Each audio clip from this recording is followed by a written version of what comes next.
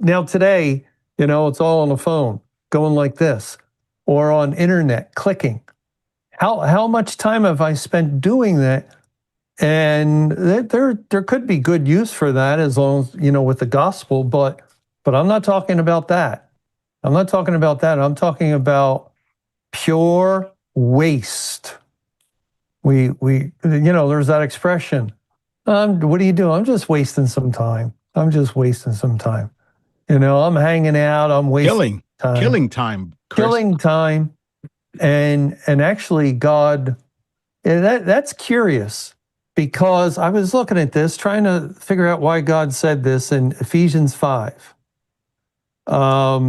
He says in Ephesians 5, I'll start in verse 14. Wherefore he saith, Awake thou that sleepest, and arise from the dead, and Christ shall give thee light. See then that ye walk circumspectly, not as fools, but as wise, redeeming the time, because the days are evil. And that word redeeming is over, same word.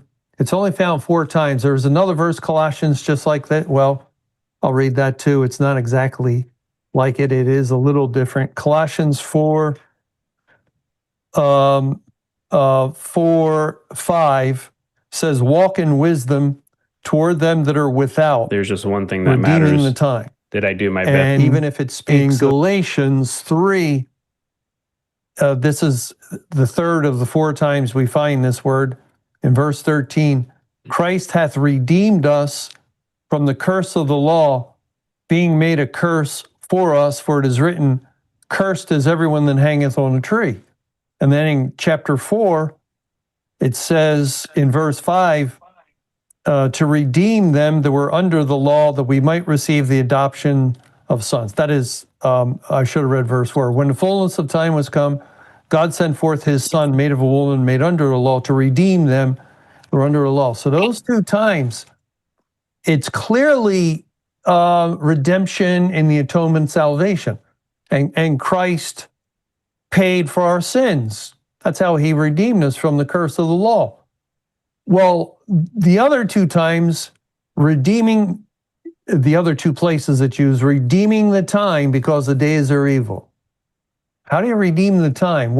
Why would you want to redeem the time? The idea of sacrifice, right? With Jesus in Galatians 3:13, Galatians 4:5, he redeemed us. He sacrificed himself for us. And God tells us, take up your cross and follow me. Well, how do we do it? We do it with our lives. And what makes up our life? Our time. Our time. We just kind of live day by day. We get up, we have a routine, go to work. Maybe a housewife cleans the house. Whatever. It's different things we do, but we have our routine. And God is telling us, redeem the time. Redeem it. Sacrifice the time of your life. Give of your time to the Lord and serve him with your time. Well, I think all these things would fit in. And so we don't know, any one of us, if this is the year. When you get older, you start thinking more and more that, this may be the year. I personally doubt I'm going to make 2033. And so is this my last year? Very possible. Very possible. And so there's a good way of living it.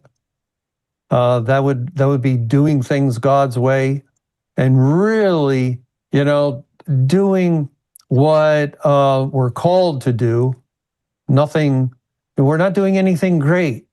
We're not doing anything stupendous.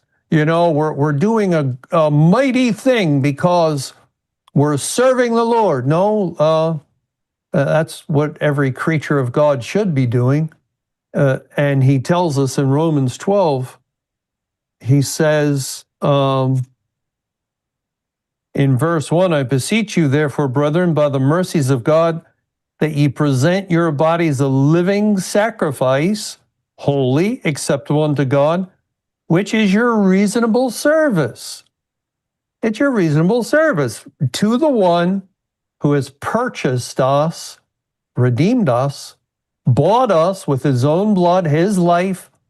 He gave his life for us. We are to give our life in response to him. Therefore, redeem the time. No, there's that whole idea of value. When you have a lot of something, they teach you this in business, right? In a business course, you have a lot of something. It's not as valuable if you have few of something. It's why gems, rare stones are valuable. If you had a whole lot of them, they decrease in value. Likewise with time.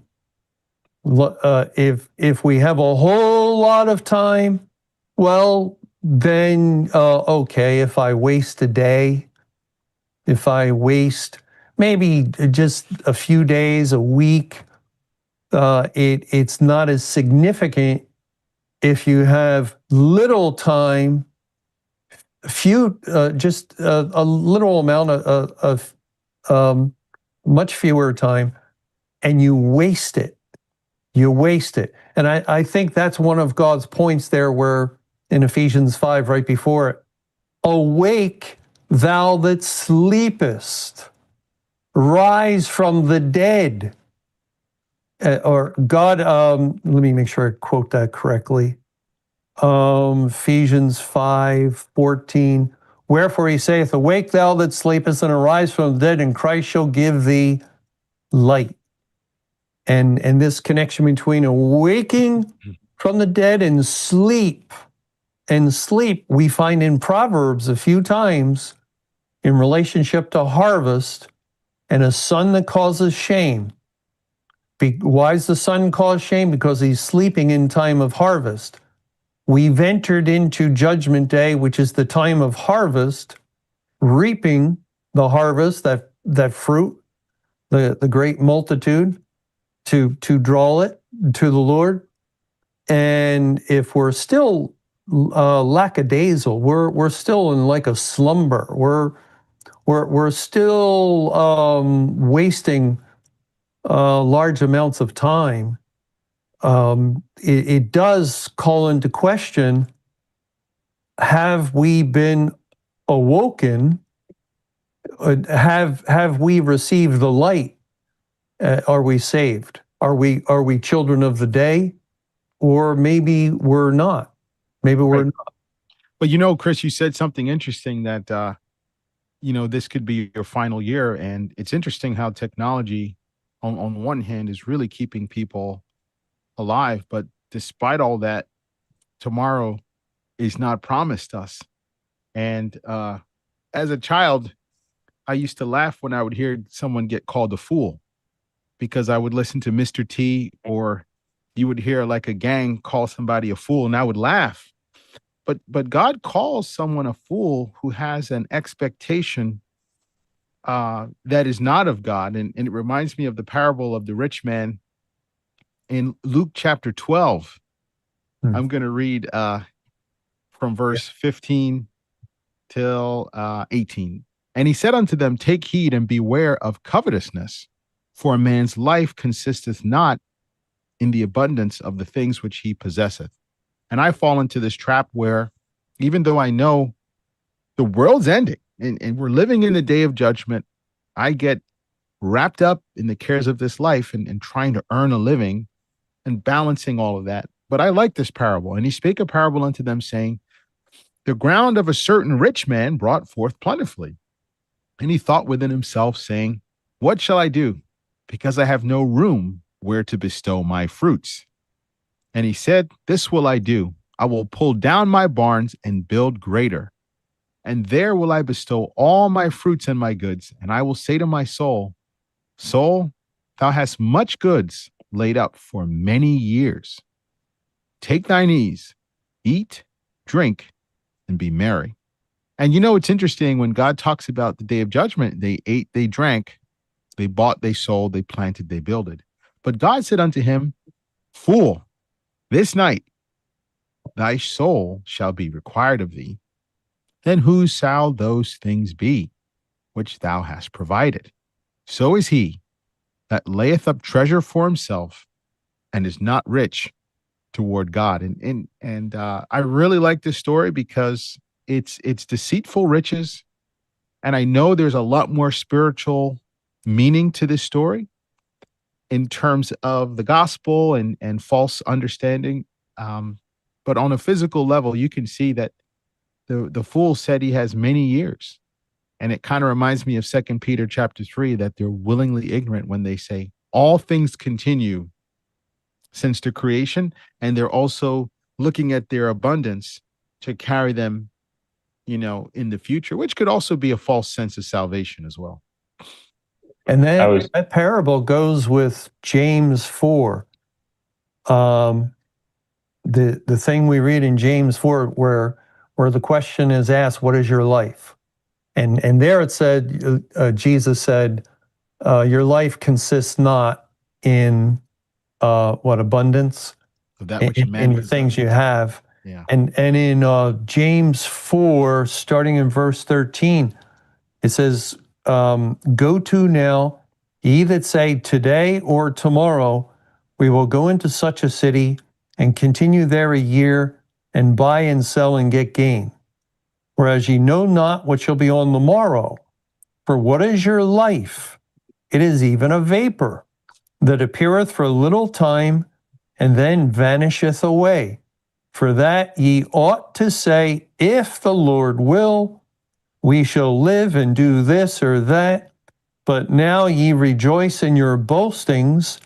All such rejoicing is evil. Therefore, to him that knoweth to do good and doeth it not, to him it is sin. So the problem is, here's another example where someone is saying, today or tomorrow or this year, 2026, New Year's resolution, or, they're planning out their year. We will go on a vacation. We're going to this paradise area. We're going to go into that city and we're going to do this, we're going to do that. And it's the same thing as the rich man in Luke 12. Thou fool, when God comes and says, your soul is required. You've had your allotted time. You've had your portion. Every one of us has been given an allotted time. I think, where'd you read in Job? Was that 14? Yeah. 14, Job 14, the first couple of verses says, man that is born of a woman is of few days and full of trouble. He cometh forth like a flower and is cut down. He fleeth also as a shadow and continueth not. That wasn't the one I was thinking of. There's another one that speaks of man's man's appointed days upon the earth. Of few days. Didn't Full you of make trouble. a video like long time ago of few days? Yes. Yeah. My mother hated that. I showed her a video, and she told me it was morbid. And from her perspective, from the world's perspective, it definitely, what we're talking about. Yeah, right. What we're discussing is morbid, and it's not the character of the season, right? It's a time to be happy. Happy New Year. Let's rejoice. Well, first of all, a long time ago, I gave up banging pots and pans. I've never been interested in my neighbors fireworks. haven't. My neighbors haven't.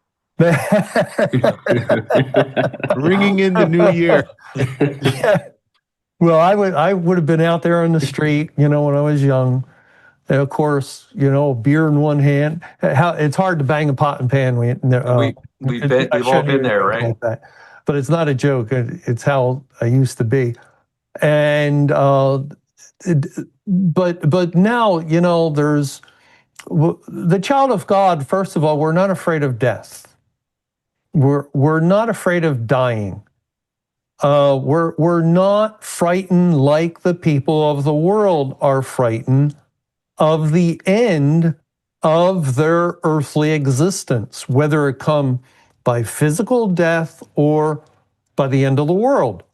And it's why so many people don't want to hear about the end of the world, because especially if they're younger, they have an expectation I'm going to live another few decades at least. And the end of the world means the end of their life, as much as if they had a heart attack, and they don't want to hear about that. That's morbid. Let's not think about that. And this is the driving force behind the world's vanity, behind the world's emptiness, behind the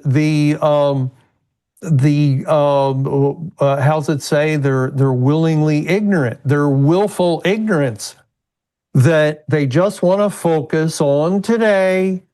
They want to focus on eating, drinking, being merry, partying. Let's just have a good time, not think of that. But that they don't want to think of is the reality. Right. It's the fact. One last, I see Gary, I'll just one last thing.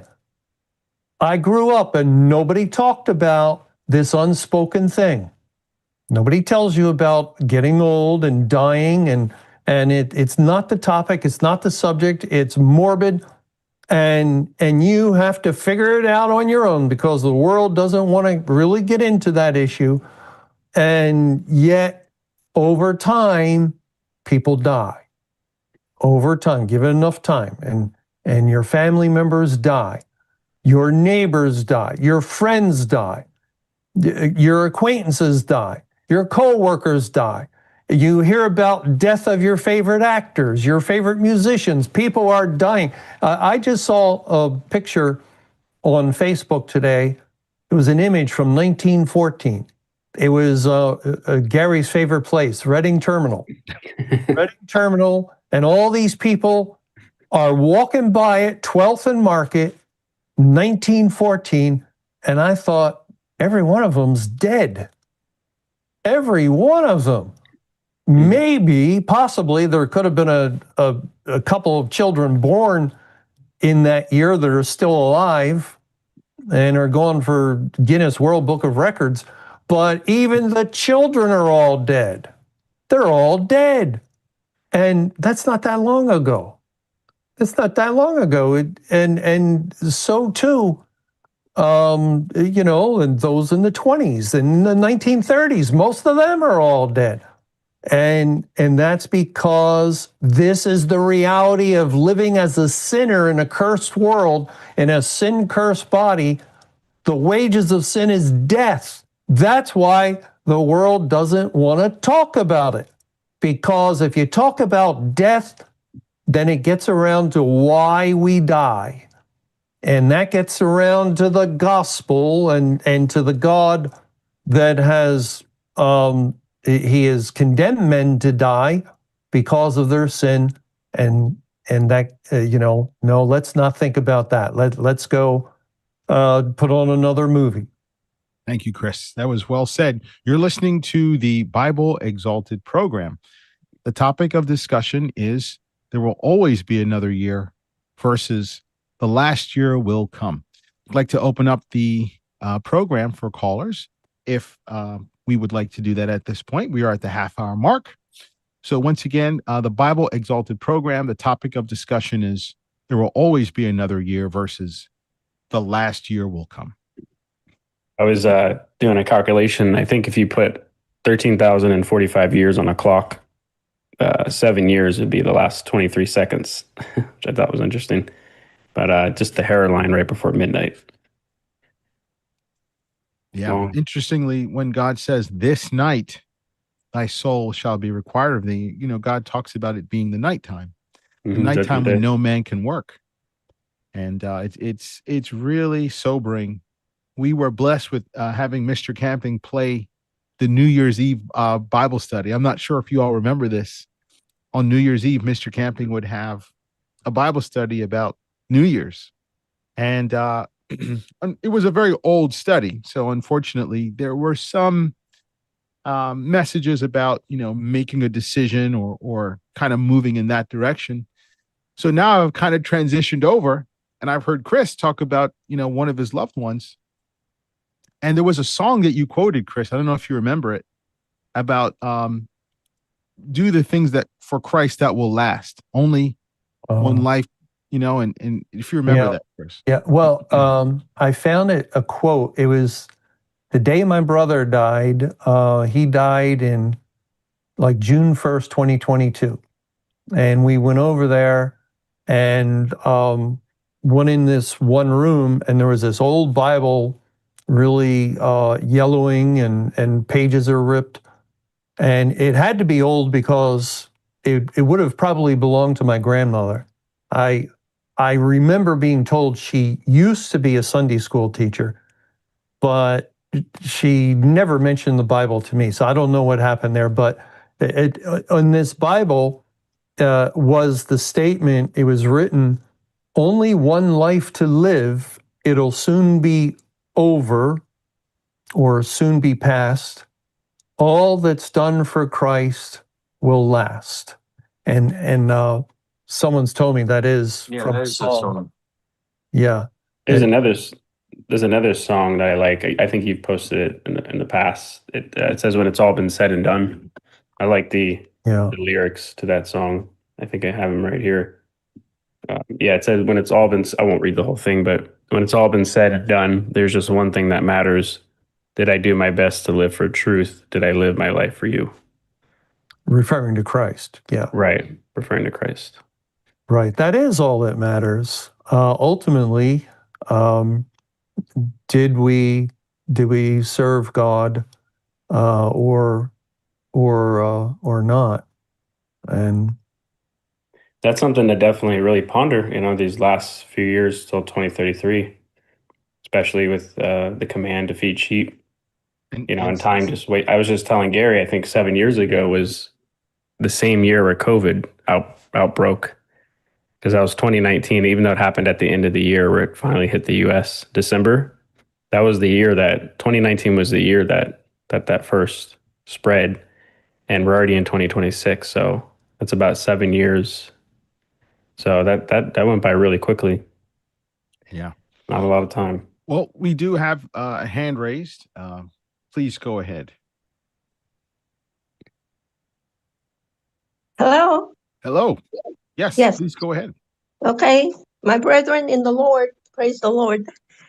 I was just thinking, I never heard of women hijacking, and I don't want to hijack this show. I have a lot to say. But anyway, somebody mentioned about morbidity. Okay. My sister told me, you're morbid. And I said, isn't the world morbid? But now it's even more so. And I just realized that we cannot condemn people. God has the power to condemn. We may try to destroy one nation, but God is destroying the world. So, and anyway, Ecclesiastes 3:11-22 came back to mind if somebody wanted to read it. well, that's a lot to read. Okay. Let's see, Ecclesiastes 3. 11-22.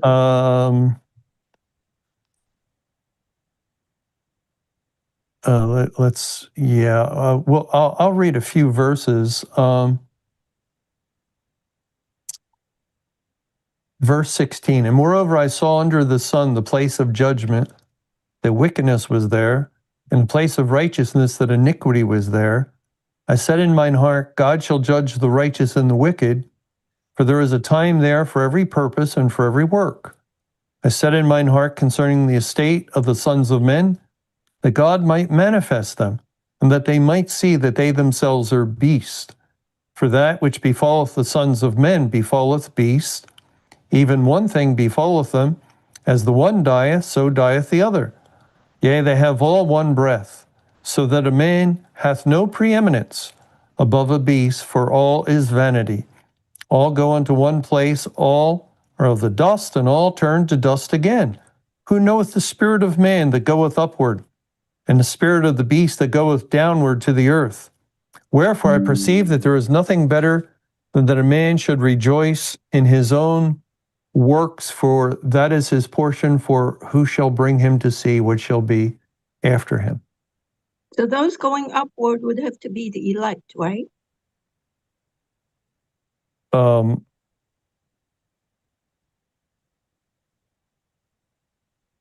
Let's see, the spirit of man that goeth upward and the spirit of the beast. I think so. I think so. But we know that the elect in their soul returns to the Lord. Their spirit goes to be with the Lord upon death. But God has also given a spirit that animates the bodies of beasts and animates the bodies of men that he could possibly have in view here. I'm not sure. In Job, it talks about how God could gather the breath of all men, and I think it talks about the spirit returning. Yeah. I want to mention, comment on something that you said, where you said that the world is morbid. That's the truth. That's the truth, because the child of God, we focus on the things of the Bible, and the things of the Bible, the Word of God, is life. It's a living word, even if it speaks of man's end and the end of the world. It's still alive. It's quick and powerful. The words that I speak, they are living, I think Christ said. And yet, in rejecting Christ and turning from the Bible, God speaks about this in Proverbs 8, where he presents wisdom personified, so it's a type of Christ. And the last couple of verses, it says, "For whoso findeth me findeth life, and shall obtain favor of Jehovah. But he that sinneth against me wrongeth his own soul. All that hate me love death." All that hate wisdom, all that hate Christ, all who hate the Word of God, the Bible, they love death, because they love their sin, and the wages of sin is death. So they love the thing that has killed them, slew them in spirit already, and will kill them completely very shortly. They love their drinking, they love their drugs, they love their free reign of speech, whatever they think they say. They don't want any constraints that the Word of God would put upon their mouths or upon their minds. As Jesus said, whoever thinks about a woman to lust after her has committed adultery already. They don't want any of that. They want to be this free agent, they think, and being that free agent, they're really servants, the sin of Satan, and they're showing their preference, their love is towards death. That's truly morbid, and that's what we see in the world today. To talk about our end as the Bible would present it, no, that's in actuality not morbid. It's just truth. We were getting back to the topic. There will always be another year. The world has something to say about that. Again, on the internet, it says Earth will not have a definite final year in the way we think of it, but it is expected to become uninhabitable for most life forms in about 1.3 billion years. Yeah. I was telling due to the sun's evolution, ultimately in approximately 4.5 billion years, which I think is what they're saying how old the Earth is already.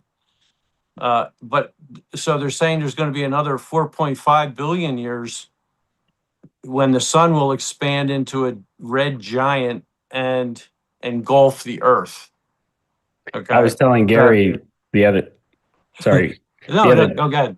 the other day, I was like, if you really think about it, they put creation, well, not their creation, billions of years in the past, and they also put the end of the world billions of years in the future. So it's just like they put it as far as they can on either side, Yeah. which I thought was kind of interesting. It's not like they believe the universe is billions of years old, but then they think we're near the end. Yeah. Yeah. Well, So in light of climate change, maybe that some of that stuff has changed, but that's, yeah. So on the other hand, our topic says the last year will come. And I would just like to read, maybe a verse or two that talks about that. In Matthew 13:47, we read, again, the kingdom of heaven is like unto a net that was cast into the sea and gathered of every kind, which when it was full, they drew to the shore and sat down and gathered the good into vessels, but cast away the bad. So shall it be at the end of the world. The angels shall come forth and sever the wicked from among the just, and shall cast them into the furnace of fire. There shall be wailing and gnashing of teeth. So, right there, we see that the end of the world means that that the last year will come. and also The Bible's, like I said before, the Bible is pointing to, the evidence of the Bible is pointing to 2033. There's many other verses that talk about the end of the world in the Bible. So I was going to bring up Ecclesiastes or Proverbs 23:18. That's a big one. I don't know if that was mentioned yet. yeah, Where it for says, there, sure, yeah, for surely there is an end, and thine expectation should not be cut off. And I was just thinking about something, just going through the timeline a bit. Not only do we have all like the dates God has given us for creation, the flood date, but also just like individual months and days we're kind of looking more into. But there's just so many time references in the Bible. And when you lay out the timeline, you have a beginning and you have all the way up until the end. So it's like why somebody doesn't think that God would put the time for the end is actually pretty astounding when you consider that he's literally laid out an entire timeline from the start. So it would just be very uncharacteristic to have a whole timeline put in the Bible and it's just that last day. You can't know that bit, right? Yeah. Everyone, I got to tell you, I am so enthralled and excited when I think about all these things. I mean, I'm literally excited. When I think about a year, it's like a watch and it's just ticking. It's just moving. It's all these gears and it's bringing us into, the end. And I used to think, back in the day about May 21. And for folks who are listening to this program, you might hear us state something like mounting biblical evidence of 2033. But we've learned a lot, and there was a lot of excitement about this particular date, May 21, 2011. And there was a Bible verse that said in 2 Peter chapter 3, a day with the Lord is 1,000 years, and 1,000 years as a day. And it's really wonderful to have that excitement that we had. Here it is. It's coming. The momentum, the excitement. And it's taught me a lot more as we're coming into this season. And this time there seems to be more assurance, more comfort,